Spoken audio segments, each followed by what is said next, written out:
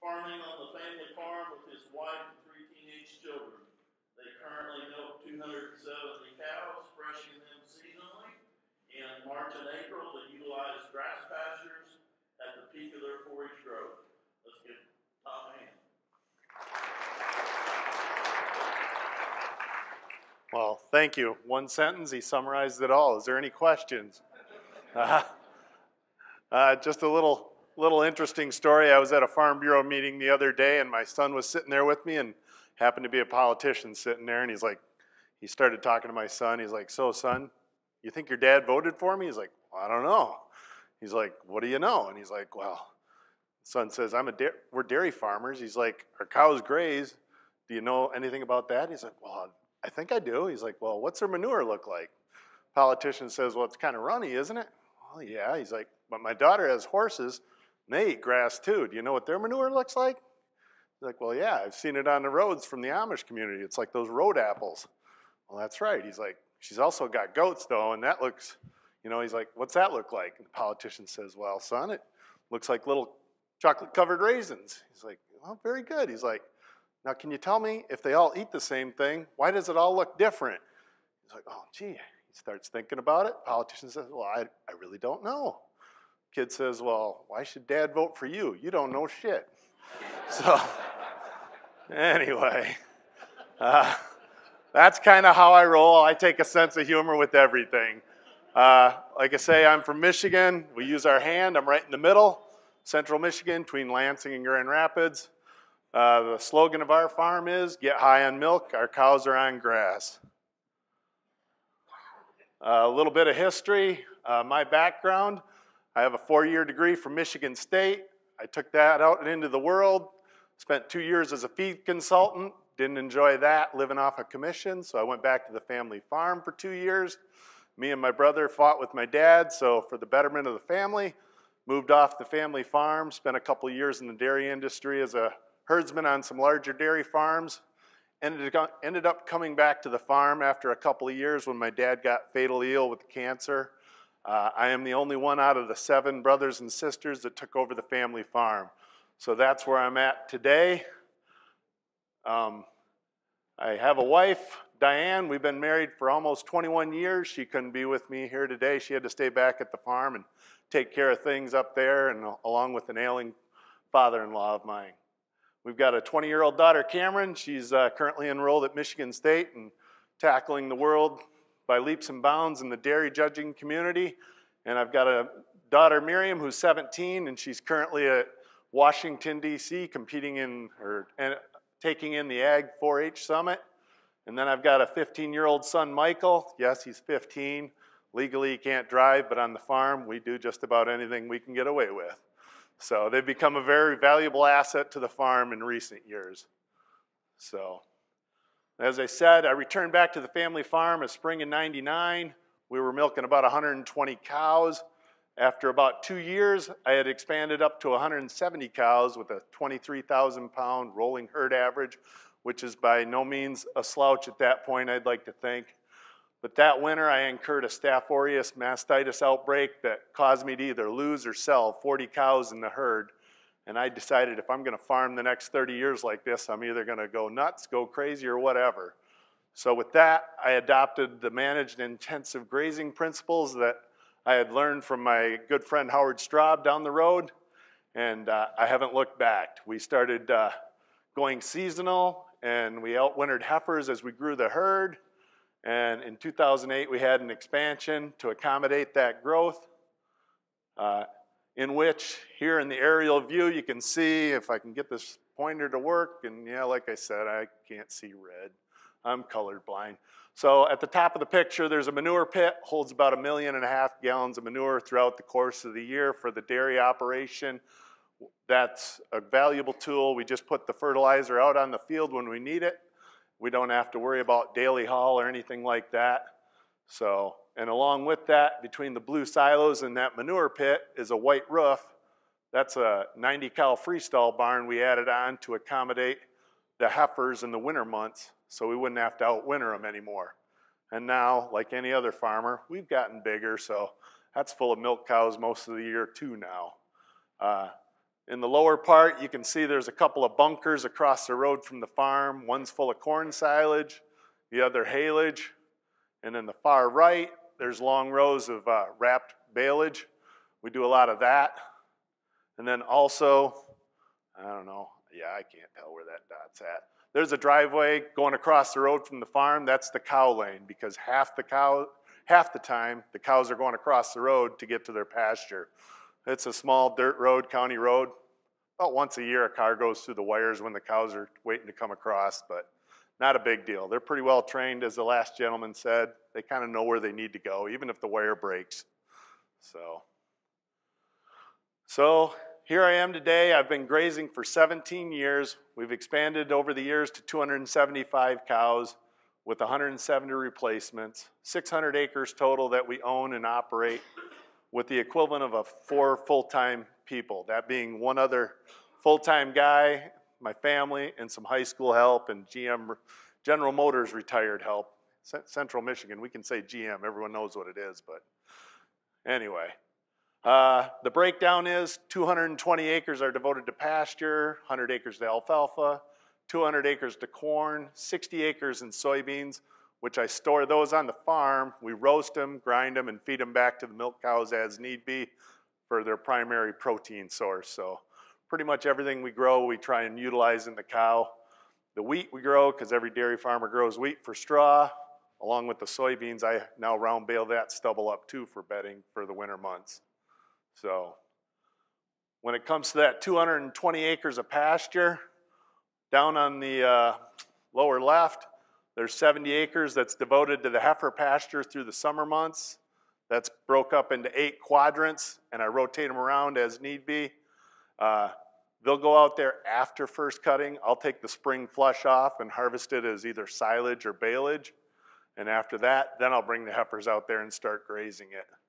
And then on the far right, there's 15 acres, those triangular pie-shaped piece. Those are devoted to my calves because they got 4 high tensile wires around them. They're close to the farm. If the calves are not looking right, we'll know it. And the wires keep them from getting out. So the remaining pastures, there's about 30 paddocks.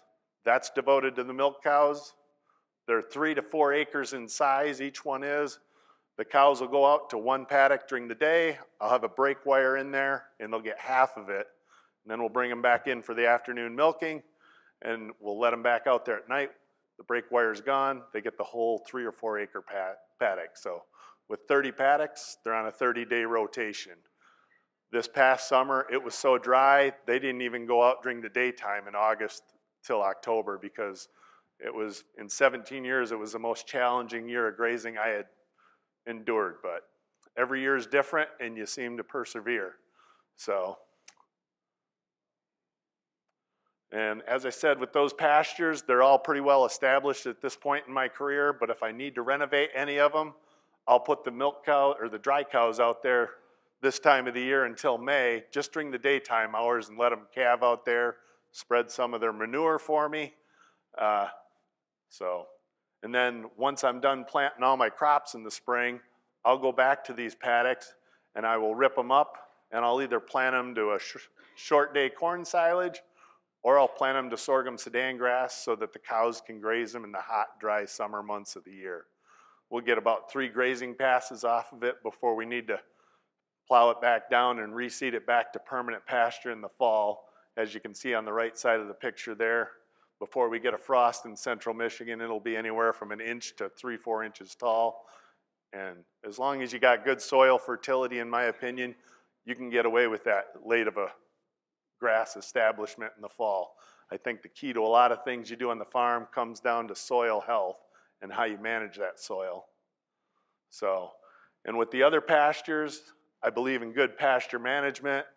You know, in April, all the grass looks nice, short, green, and lush, and for high-producing milk cows, that's important. But as the summer rolls on, depending on the weather and the conditions, it gets tall and it gets away from you. So once I get done with first cutting alfalfa on all my fields, I'll come back to my pastures and try and clip them. And I'll clip them 3 to 4 inches high and go back out the next day, rake it, and round bale it for baleage and wrap it.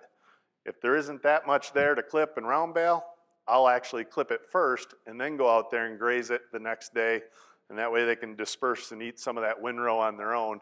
Keeps me from choking out the established grass stand, gets better regrowth.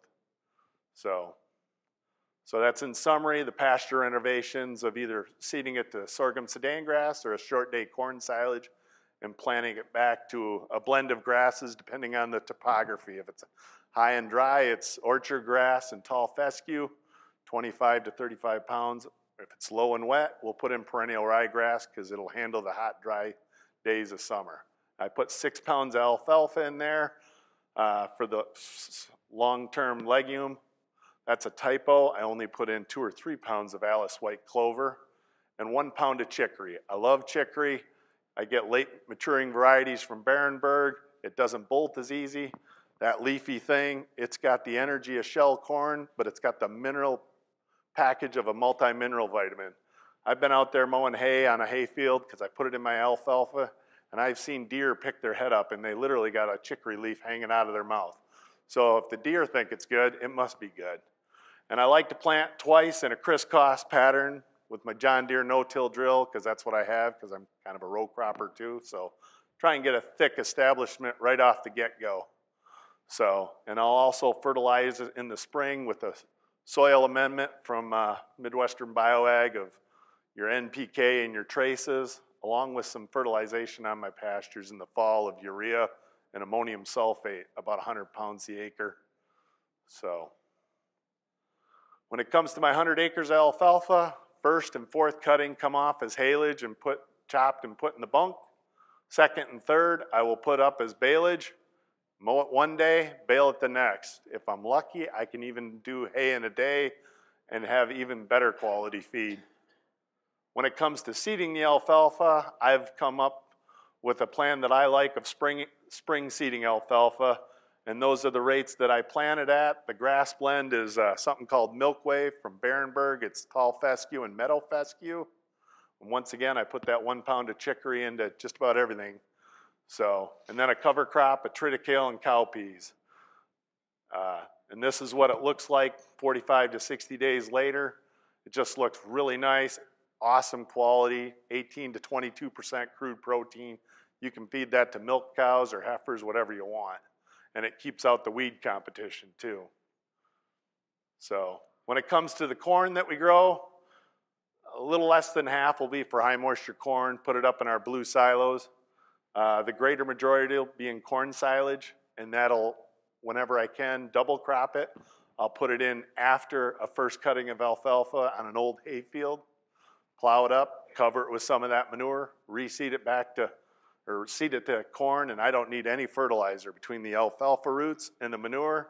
It's got everything it needs to produce 25 to 30 ton corn silage, or even 200 plus bushel corn. Same, and then I'll go after corn silage. I'll do fall seeded triticale and harvest that in the spring. Triticale, as you probably all know, is a cross between wheat and rye. And if it's harvested right, like it is here in this picture, it looks beautiful, it tests great, but every year is a challenge, every year is different. 2016, my daughter graduated high school. We had 2 weeks of iffy rain before the party. I respected my wife's wishes. I didn't do any silage. So by the time we got out there on Memorial Day, it was chest high, headed out. We had a bugger of a time getting it through the self-propelled custom chopper, and it was basically tested like straw. But last year, I got it at ideal height, 22% protein. So on average, it was good stuff. When it comes to my livestock, I've been using New Zealand genetics for the better part of 15 years up until recently. I really love them. They're black and white like a Holstein, but they're small like a Jersey, and they got the body condition of a beef animal. It's really worked great over the career of grazing for me. We've also got a little bit of color in the herd because it's just kind of boring to look out in the barnyard or out in the pasture and see all black and white. It's kind of nice to have a few things out there like a red and white skunk or something. So, and over the years as I've been grazing, I've been called by my fellow grazers a hybrid grazer because I came from the confinement world. I still do a lot of TMR supplementation. as I said earlier, I started at 120 cows. Back then, 70% of their diet would come from the pasture in the summer months. Now that I'm up to 270 cows with that same pasture layout, now 70% of their diet is from the TMR and only 30% from the pasture. But it still seems to work. We're maximizing what I feel is the cow's genetic potential.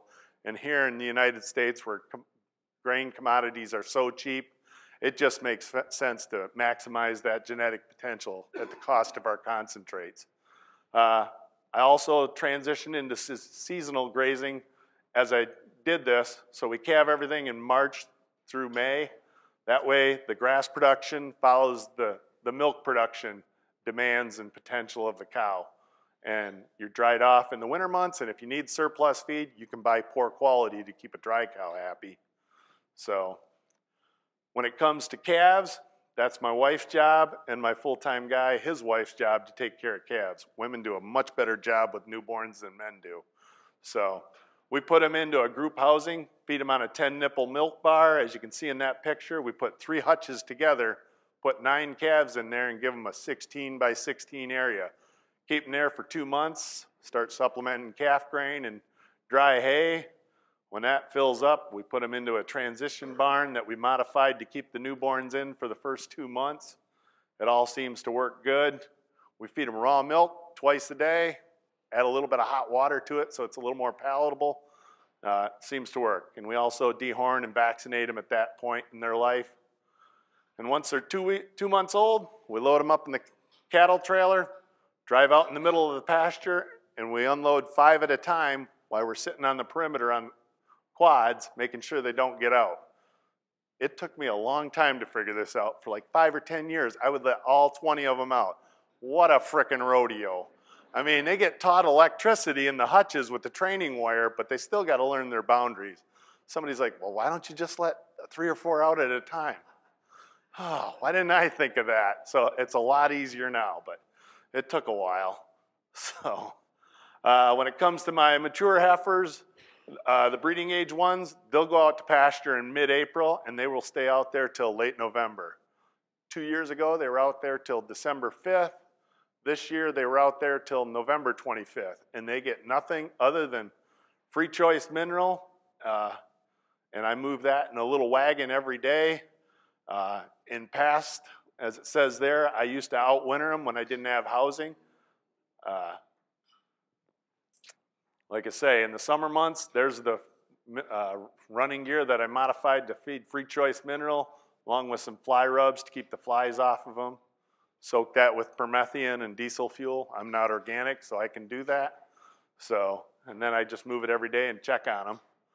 And like I say, in the past, I used to outwinter my heifers. I've come to conferences like this, and they talk about how you can do it with sheep all winter long, or southern Indiana. But up in central Michigan, you put 85 heifers out on a 35-acre field of radishes and Italian ryegrass, and in about less than a month, it's all gone. You graze it in 2-3 acre strips, and by the middle of December, there's either too much snow or it's all grazed, and then you gotta just feed free choice corn silage and round bales and self-feeding wagons is what I did. And boy, by spring, the soil structure was shot. It was like marbles plowing that stuff up in the spring, but I couldn't take them on and put them back out and take them off. I had nowhere to go with them, so it's what I did until I could afford to expand the facilities at the home farm.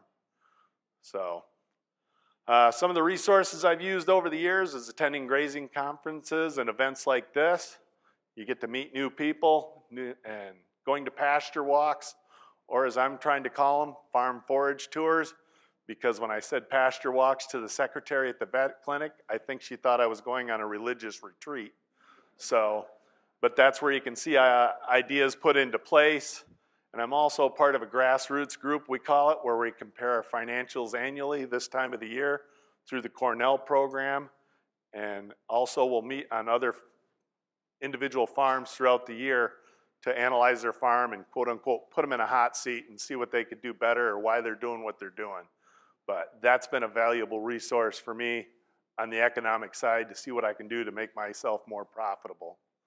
So, because And being seasonal has been great. It allows me downtime in this time of the year and in August to have fun with my family because, as I said earlier, I took over the farm when my dad passed away, so I've lost a lot of people close to me, and I've learned life's too short, so you take advantage of it when you can. So, and you're never too old to learn. That's why I'm here today. I've had days like this, and it seems like my family's never around when I'm working, but when I do something stupid, they're right there to put it on Facebook. So that got sent to all my brothers and sisters around the country in a matter of minutes. Thanks. So, any questions? Yes. You said you're not organic? No. I pursued it from 2007 to 2010, and in 2010, that spring, they didn't want anyone's milk. Could have been 6 months, could have been 2 years. At my size, I'm the brains and a lot of the brawn that does everything. And those 3 years was so stressful on me, I was glad to revert back to my conventional roots. It's so nice to plant the corn on day one and then just call the crop production service guys and they go out there and spray it with Roundup. And then I come back and harvest it 120 days later. That cultivating it 2-3 times, yeah. Yes, yep. I milk about 70 cows this time of the year, giving like 30, 40 pounds of milk. They're tail enders that didn't get bred or they're bred late, so I never completely shut down. I got to justify me and the full-time guy's wages. So, One more question. back there? Yeah. Yes, I am. Thank you for asking. Yeah, I do supplement those young calves, 3 to 5 pounds of textured calf grain throughout the year. Every morning we just go out there with a Kubota or the John Deere Gator with 12 pails of grain and dump it into 15-gallon drums that have been cut in half, like little choo-choo trains. We just move them every day so you never get a dead spot and just dump that in there. And when you have to move them to another paddock, you just drag those with you and they come a-following. So that works good. So.